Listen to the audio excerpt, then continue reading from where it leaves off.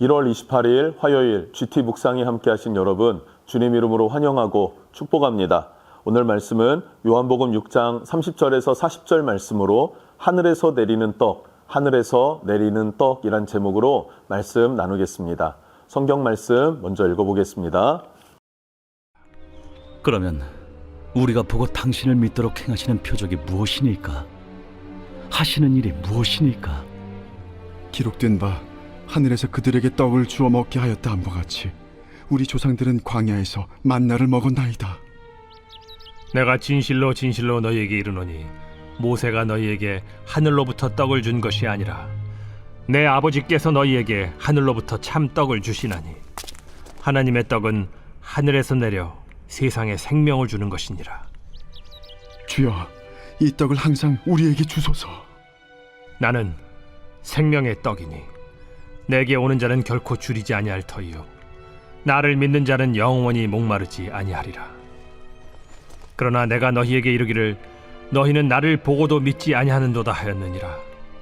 아버지께서 내게 주시는 자는 다 내게로 올 것이요 내게 오는 자는 내가 결코 내쫓지 아니하리라. 내가 하늘에서 내려온 것은 내 뜻을 행하려 함이 아니요 나를 보내신 이의 뜻을 행하려 함이니라. 나를 보내신 이의 뜻은 내게 주신 자 중에 내가 하나도 잃어버리지 아니하고 마지막 날에 다시 살리는 이것이니라. 내 아버지의 뜻은 아들을 보고 믿는 자마다 영생을 얻는 이것이니 마지막 날에 내가 이를 다시 살리리라.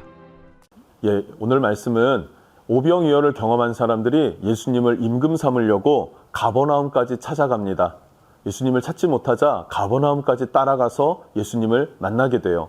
그러자 예수님께서는 너희가 나를 따르는 목적은 나를 믿는 까닭이 아니다. 너희가 떡을 먹고 배부른 까닭이다 라고 하면서 뭐라고 말씀하십니까? 썩을 양식을 위해 일하지 말고 영생하도록 있는 양식을 위해서 살아라. 너를 위해서 너의 만족과 너의 성공을 위해 살지 말고 하나님 나라와 의를 위해 살아라 라고 주님이 말씀하셨죠. 그러자 이 사람들이 질문합니다. 그럼 어떤 일을 해야 합니까? 어떤 삶을 살아야 합니까? 예수님의 답은 무엇입니까?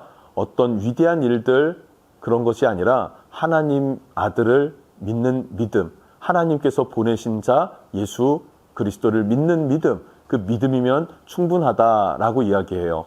그러자 오늘 본문 말씀 30절에 이 사람들이 말해요. 그러면 우리가 당신을 어떻게 믿습니까?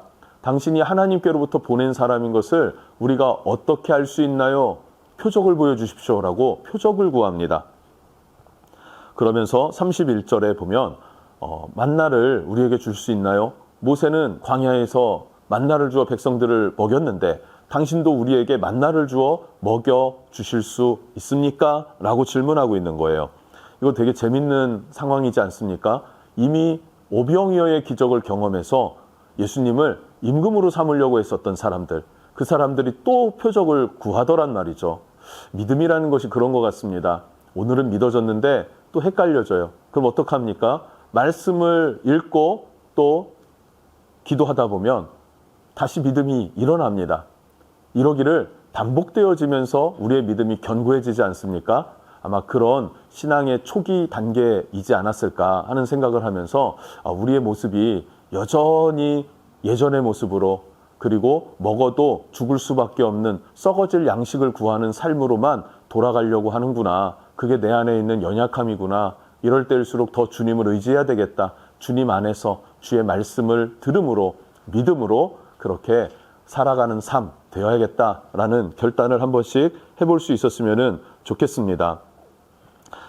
그러면서 예수님이 뭐라고 말씀하시냐면 35절에 예수께서 이르시되 나는 생명의 떡이니 내게 오는 자는 결코 줄이지 아니할 터이요 나를 믿는 자는 영원히 목마르지 아니하리라. 아멘. 예수님이 뭐라고 말씀하십니까? 내가 생명의 떡이다 라고 말씀하세요. 모세의 만나는 사실상 예표가 되는 것이죠. 어떤 상징적인 것을 미리 그림자처럼 보여주는 것이 바로 모세의 만나였어요.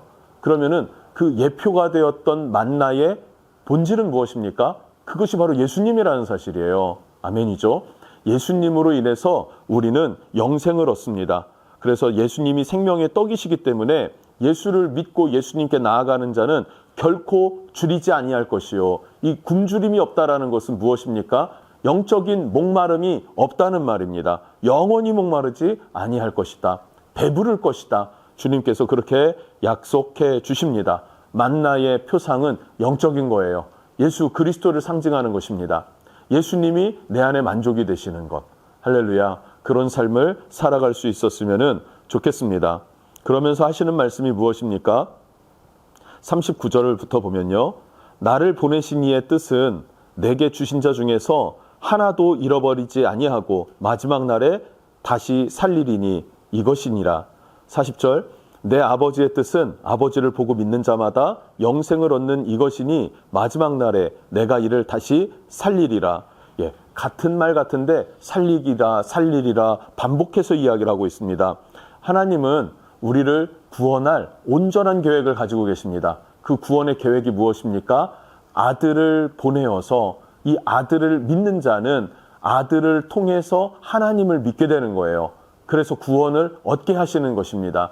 이 믿음을 가진 자들은 예수님께서 하나도 잃어버리지 않을 것이다. 그리고 생명의 부활에 참여할 것이다. 영생을 얻을 것이다. 라고 하는 분명한 길, 분명한 문이 있다라는 것입니다. 베데스다는 어떤 곳이었나요? 베데스다는 불확실한 소망을 던져주는 곳이었어요. 신기루와 같은 곳입니다. 누구도 그 베데스다에서 치유되었다는 기록은 없기 때문에요. 그런데 사람들이 몰려들지 않습니까? 그런데 예수님은 그런 정도가 아니에요. 이미 예표되었던 모세의 만나처럼 먹고 배부르듯이 예수님이 생명의 떡이 되어 주셔서 예수님을 믿음으로 말미암아 영원히 목마르지 않고 영원히 배고프지 않는 하나님의 나라를 소유한 자의 그 풍성함을 누리게 된다라고 약속해 주시죠. 이게 하나님의 구원의 계획입니다.